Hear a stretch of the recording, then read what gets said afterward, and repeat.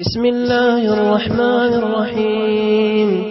سبح لله ما في السماوات وما في الأرض وهو العزيز الحكيم يا أيها الذين آمنوا لم تقولون ما لا تفعلون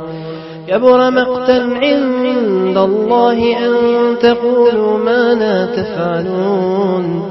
إن الله يحب الذين يقاتلون في سبيله صفا كأنهم بنيان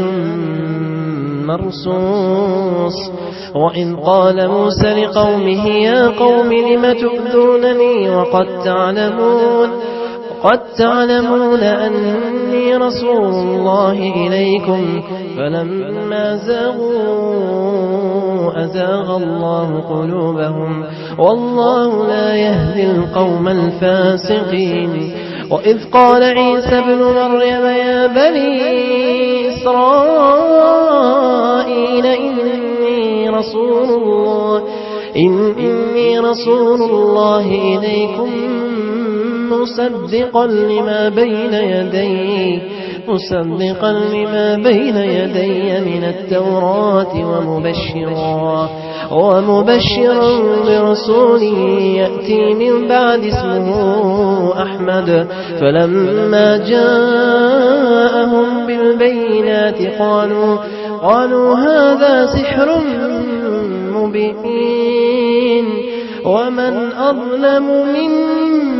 ممن افترى على الله الكذب وهو يدعى إلى الإسلام والله لا يهدي القوم الظالمين يريدون ليطفئوا نور الله بأفواههم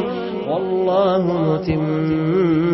نوره ولو كره الكافرون هو الذي أرسل رسوله بالهدى ودين الحق ليظهره على الدين كله ولو كره المشركون يا أيها الذين آمنوا هل أدلكم على تجارة تنجيكم من عذاب أليم تؤمنون بالله ورسوله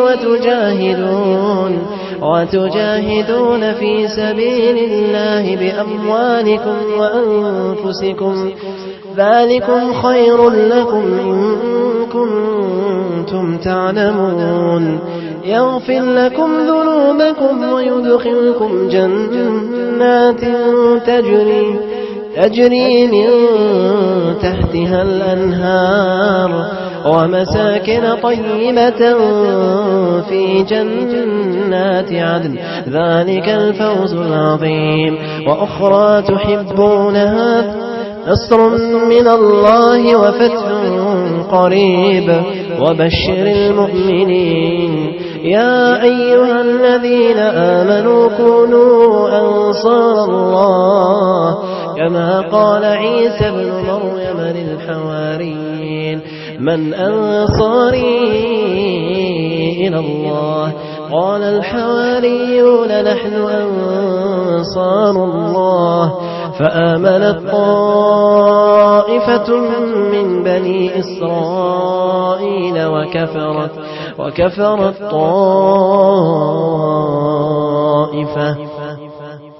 فأيدنا الذين آمنوا على عدوهم فأصبحوا ظاهرين الله